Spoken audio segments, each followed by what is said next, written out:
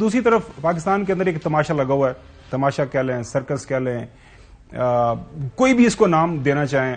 ہم سیاست کے اندر جب سیاست کا میں طالب علم تھا یونیورسٹی کے اندر، وہاں پہ ایک ٹرم پڑھائی جاتی تھی بنانا ریپبلک. بنانا ریپبلک کے حوالے سے ایک جو تعریف اس کی جاتی ہے کہ ایسی ریاست جس کے اندر آئین، قانون، کنونشنز، روایات کسی کی کوئی قدر نہیں ہے. وہاں پہ جس کا جو دل آتا ہے وہ کر دیتا ہے، کر گزرتا ہے. اس کے بعد پھر جو ہے بظاہر جو ایک کوئی قانون کے تحت، ایک آئین کے تحت جو ریاست چلتی ہے وہ نہیں چلتی.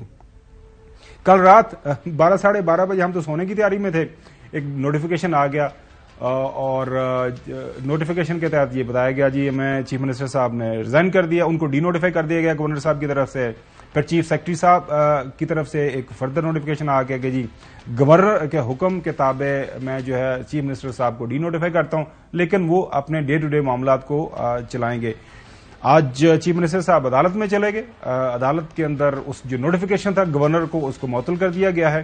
آئندہ ہیئرنگ جو ہے وہ جنوری 11 کی پڑی ہے. ہمارے ساتھ عابد جو موجود ہیں، ہمارے رپورٹر لاہور سے، جو سارے دن اس کارروائی کو کور کرتے رہیں گے. بہت شکریہ عابد. ہمیں تھوڑا سا ماحول بتا دیجیے گا کہ جب پہلے تو سارا دن ہم دیکھتے رہے، جب یہ انڈرٹیکنگ لے کے آئے دوبارہ آ کے کیا انڈرٹیکنگ پڑھ کے سنائی گئی، اس کے بعد عدالت کی طرف سے کیا کہا گیا، اب یہ جنوری کی تاریخ دی گئی ہے، اس دوران کیا ہوگا، کیا معاملات وہاں پہ طے پائے ہیں؟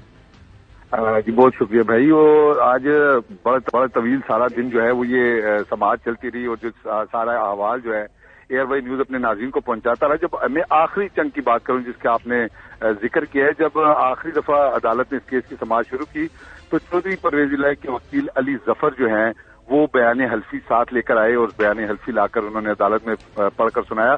ون لائنر جو ہے وہ ایک بیان حلفی ہے جس میں سمپلی انہوں نے یہ کہا کہ میں جو ہے اس بات کو جو ہے وہ انڈرٹیکنگ دیتا ہوں کہ میں گورنر کو ایڈوائز نہیں کروں گا کہ وہ اسمبلی کو ڈیزالو کر دے. اس موقع پر جو ہے وہ خالد اسحاق جو کہ گورنر کے وکیل تھے، انہوں نے اچانک اپنی انٹری ڈالی. سارا دن یہ کیس چلتا رہا اور گورنر کے وکیل نہیں آئے، مگر آخری چنک میں جب آخری بار سماعت شروع ہونے لگی تو اس وقت خالد اسحاق عدالت میں آئے اور عدالت میں بلکہ اس بات پہ کہا بھی کہ ہم سارا دن چیختے رہے لیکن آپ کی طرف سے کوئی نہیں آیا اور نہ آپ یہاں پیش آئے ہوئے. اب جب ہماری سماعت کنکلوڈ ہونے لگی تو آپ یہاں آ گئے. اس وقت جو ہے انہوں نے یہ کہا کہ ہم یہ اپنا نوٹیفیکیشن ڈی نوٹیفائی کرنے والا جو ہے یہ واپس لے لیتے ہیں، مگر اس بات یہ کہ عدالت ان کو پابند کرے کہ اگلے 3 سے 7 روز میں جو ہے وہ اعتماد کا ووٹ لے سکے. اس پر جسٹس عاصم حفیظ نے ایک بڑا اہم نقطہ اٹھایا. انہوں نے کہا کہ اگر آپ اپنا یہ نوٹیفیکیشن واپس لے لیتے ہیں اس کے بعد جو ہے وہ کون سی بار رہ جائے گی ان پر، اور ایک آئینی عمل کو ہم کیسے روک سکتے ہیں کہ اسمبلی تحلیل نہ کریں. یہ تو ان کا ایک آئینی حق ہے، جو چاہیں وہ اسمبلی کو جو ہے وہ تحلیل کر سکتے ہیں. عدالت نے کہا کہ ہم تو اسی لیے اسموتھ چیزیں چلانا چاہتے تھے، بیلنس کروانا چاہتے تھے، اسی لیے بیان حلفی ہم نے مانگا کہ بیان حلفی لے کر آئیں اور اسی وجہ سے ہم نے 2 بار یہ سماعت بھی ملتوی کی ہے. خالد صاحب کا یہ کہنا تھا کہ ہم یہ اپنے نوٹیفیکیشن واپس لینے کے لیے بیان حلفی دینا چاہتے ہیں. تاہم اس پر عدالت نے کہا کہ آپ جا کر اپنا تحریری طور پر بیان حلفی آئندہ سماعت پر لائیں اور اپنی آفر لے کر آئیں کہ آپ ان کو کیا آفر کرانا چاہتے ہیں. اس کے بعد پھر ہم جو ہے یہ آفر ان کے سامنے رکھیں گے، ان کو دیکھیں گے کہ یہ اس آفر کے متعلق کیا کہتے ہیں. اگر ان کو قبول ہوئی تو آگے چلا جائے گا اور اگر ان کو قبول نہ ہوئی تو پھر ہم اپنا میرٹ کے مطابق اس کیس کا فیصلہ کریں گے. تو جو علی ظفر ہیں پرویز الہی کے وکیل، ان کا بھی یہ کہنا تھا کہ اب گورنر نے یہ آفر تو دے دی ہے مگر ہم جو ہے ان کا جو انہوں نے اعتماد کا ووٹ لینے کا نوٹیفیکیشن جاری کیا تھا، جو نوٹس بھجوایا تھا، ہم تو اس کی قانونی حیثیت کو ہی چیلنج کرنا چاہ رہے ہیں کہ ایسے کون سے ذرائع ہیں جن کی وجہ سے وہ سیٹسفیکشن ہوئی گورنر کو کہ گورنر نے اعتماد کا ووٹ لینے کا جو ہے وہ ہمیں کہا. ان کا یہ کہنا تھا کہ چند میڈیا رپورٹس کی بنیاد پر جو ہے گورنر نتیجے پر پہنچے کہ اعتماد کا ووٹ لینا جانا چاہیے. اگر پرویز الہی کے ایک انٹرویو کا حوالہ بھی دیا گیا گورنر کے نوٹس میں تو ان کا یہ کہنا تھا کہ ایک انٹرویو کا حوالہ تو دیا گیا ہے لیکن جو 10 انٹرویو پرویز الہی نے عمران خان کے ساتھ رہنے کے حوالے سے دیے اس کو تو گورنر نے نہیں دیکھا.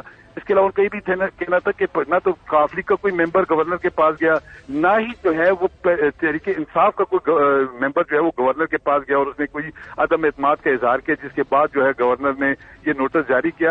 اور ایک بڑی دلچسپ بات ان کی یہ تھی علی ظفر کی کہ یہ معاملہ جو ہے یہ تو گورنر اور اسپیکر کے درمیان تھا. یہ تو ہمارا اس میں معاملہ ہی نہیں تھا کیونکہ گورنر نے عدم اعتماد کا ووٹ مانگنا تھا اور اسپیکر نے اس پر اجلاس بلایا تھا. عابد، اب طے کیا ہوا ہے، اگلی ہیئرنگ کب ہوگی؟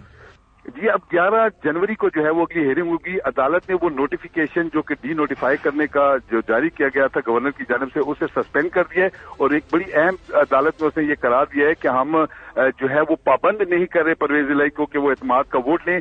उनकी अपनी सवाबदीद है, वो अगर चाहते हैं अपने तौर पर तो एतमाद का वोट ले सकते हैं। इसके साथ अटॉर्नी जनरल, एडवोकेट जनरल समेत दीगर जो लोग हैं उनको भी अदालत ने, अगर मैं सही समझा हूं आबिद खान साहब, तो 11 जनवरी तक अब जो पंजाब असम्बली है उसको चीफ मिनिस्टर साहब तहलील नहीं कर सकते, जो उनका आईनी हक है। क्या मैं सही कह रहा हूं? जी बिल्कुल, चूंकि वो अंडरटेकिंग दे चुके हैं कि अब वो जो है वो असेंबली तहलील करने की एडवाइस जारी नहीं करेंगे। तो अब चूंकि वो कोर्ट में दे चुके हैं तो अब वो काम तो करते रहेंगे वजीर आला और उनकी काबीना के तौर पर, मगर वो एडवाइस नहीं दे सकेंगे गवर्नर पंजाब को कि वो असेंबली तहलील करे। लिहाजा अगली समाअत तक तो कम अज कम ये किसी सूरत जो है वो असेंबली तहलील नहीं हो सकती और ना ही वजीर आला इसको एडवाइस कर सकते। और मे भी जब ये केस आगे चलता है तो फर्दर भी ये स्टेटस को ऐसे ही रहेगा, वजीर आला और काबीना काम करती रहेगी ताकि वो असेंबली तहलील नहीं कर सकेगी। जो कि अदालत ने ये नुक्ता उठाया, जो अभी आपने खावर साहब नुक्ता उठाया, यही नुक्ता अदालत ने उठाया कि हम कैसे उस आईनी हक को रोक सकते हैं जो असेंबली तहलील करने के हवाले से वजीर आला को हासिल है।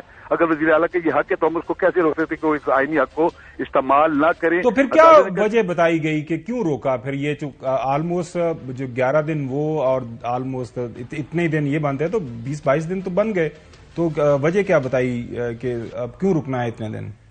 जी बुनियादी तौर पर चूंकि अब ये वो नॉर्मल सिचुएशन नहीं है जिसमें एक वजीर आला जो है बआसानी जो है वो एडवाइस करता है और गवर्नर उसके एडवाइस पर जो है तहलील करते हैं। चूंकि अब ये एक अब नॉर्मल सूरत हाल है, गवर्नर की जानिब से एतमाद के वोट का कहा गया है, फिर डी नोटिफाई कर दिया गया है। चूंकि वो इस वक्त डी नोटिफाई थे और डिफेक्टिव वजीर आला के तौर पर काम कर रहे थे अगले वजीर आला के आने तक, तो इस वजह से अदालत ने कहा कि हम ये चाहते हैं कि स्मूथ तरीके से काम करें। आबिद खान साहब बहुत शुक्रिया हमें अपडेट करने के लिए, बड़ा तफसील के साथ बताया। आज सारा दिन माशाल्लाह आप जबरदस्त रिपोर्टिंग करते रहे, ये जो अच्छा काम आप कर रहे हैं इसको जारी रखें।